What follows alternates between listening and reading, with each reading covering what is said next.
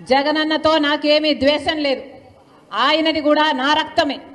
కానీ జగనన్న ముఖ్యమంత్రి అయిన తర్వాత మనిషి మారిపోయాడు.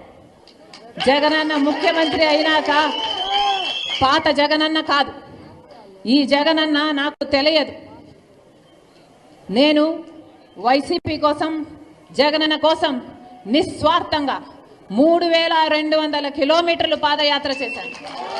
నా ఇంటిని పక్కన పెట్టి, నా బిడ్డలను పక్కన పెట్టి, నా సర్వస్వాన్ని వదులుకొని ఎండనక వాననక రోడ్ల మీదనే బతుకుతూ నెలల తరబడి 3200 కిలోమీటర్లు నిస్వార్థంగా, ఏ పదవి కాంక్ష లేకుండా నిస్వార్థంగా వైసీపీ నిలబడాలి అని, ఆ రోజు ఆ పార్టీకి ఇంకా ఉనికే లేకుండా పోతుందేమో అని భయపడుతుంటే, ఆ పార్టీ ఆ భారాన్నంతా నా భుజాన వేసుకొని ఒక్క మహిళ 3200 కిలోమీటర్లు